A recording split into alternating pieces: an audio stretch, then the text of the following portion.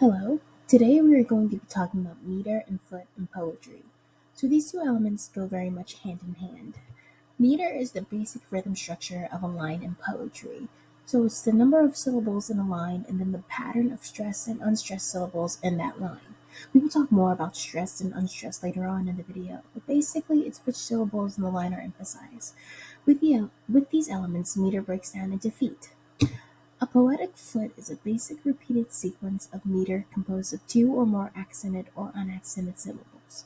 Side note, accented and unaccented are the same thing as emphasized and not emphasized. So the types of feet are crochet, pronounced the as in ladder, where the first syllable is emphasized and the second one is not. So stressed and then unstressed.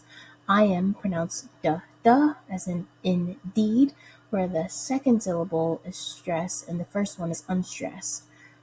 Um, Spondy pronounced the as in TV, where both syllables are equally stressed and equally emphasized. Dactyl pronounced the as in certainly, where the first syllable is emphasized and the other two are not. So stressed, unstressed, unstressed.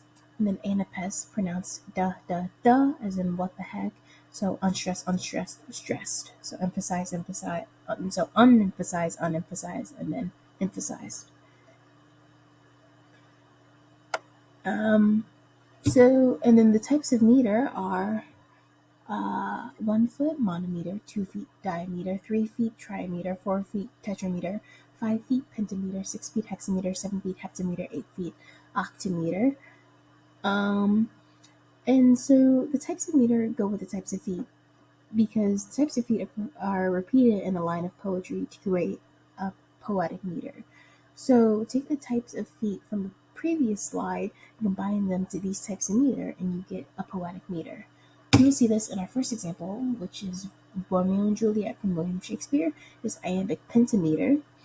And this basically means that there are 10 total syllables in the line, 5 of them are unstressed and the other 5 are stressed. So that's why it's pentameter 5, because 5 are unstressed and then 5 are stressed. I will now read the example and then emphasize the iambic pentameter. So, two households both alike in dignity and fair Verona, where we lay our scene from ancient grudge break to new mutiny, where civil blood makes civil hands unclean.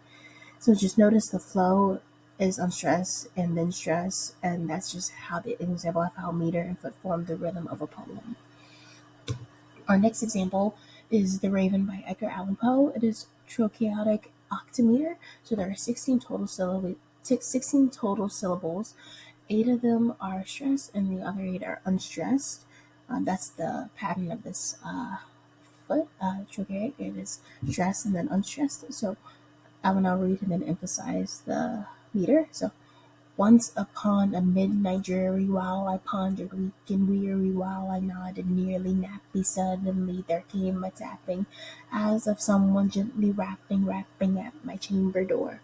So again, notice the rhythm of the poem. It is stressed and then unstressed, and there's another example of meter and foot making up the rhythm and flow of a poem. So basically, meter and foot helps make the poem sound so poetic. And then our memory tool is that a meter stick is a measuring tool. Meter measures the number of stressed and unstressed syllables in a line of poetry. And then for feet, you repeatedly put one foot in front of the other to walk in a line. Feet in poetry is the repetition of stressed and unstressed syllables in a line. Thank you for listening. These are my sources.